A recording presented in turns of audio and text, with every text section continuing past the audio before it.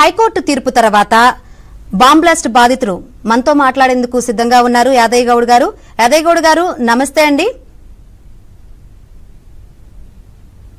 Hello Yadaiah Goud గారు, మీరు న్యాయం జరగలేదు అని, ఎటువంటి శిక్ష ఖరారు కాలేదని ఇప్పటివరకు చాలా బాధపడ్డారు. ఇప్పుడు హైకోర్టు నిందితులందరికీ ఉరిశిక్ష ఖరారు చేసింది. దీనిపై మీరు ఏమంటారు?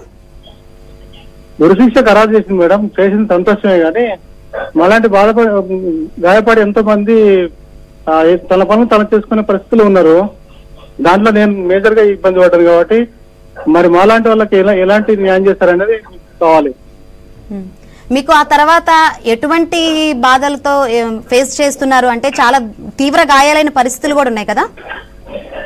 ఇప్పుడు ఆరోగ్యపరంగా ఇబ్బంది పడుతున్నాం, ప్లస్ ఆర్థిక పరంగా కూడా ఇబ్బంది పడ్డాం. ఆ తర్వాత మీకు ప్రభుత్వం నుంచి ఎటువంటి సహాయం అందలేదా? ప్రభుత్వం నుంచి మాకు ఇచ్చింది ఏంటంటే ట్రీట్మెంట్ ఇచ్చినాడు, 1 లక్ష రూపాయలు ఇచ్చి దులుపుకున్నారు అంతే. రైట్ అండి. మేము బయట వైద్య ఖర్చులకు చాలా అమౌంట్ ఖర్చు పెట్టుకున్నాం, ఇప్పటికీ ఖర్చు పెట్టుకుంటున్నాం. మరి అలాంటి వాళ్ళని ఎట్లా గుర్తిస్తారు, ఏ విధంగా మాకు న్యాయం చేస్తారనేది కావాలి. అసలు ఆ రోజు ఏం జరిగిందండి యాదయ్య గౌడ్ గారు? మీరు ఆ టైంలో ఎక్కడున్నారు? అసలు ఏం జరిగింది ఆ రోజు కరెక్ట్ గా చెప్పండి. ఆ రోజు నేను వెంకటాద్రి థియేటర్ దగ్గర ఉన్నాను మేడం. నా బండి పార్క్ చేసి పైకి ఎక్కుతున్నాను, మెట్లు ఎక్కుతున్నాను.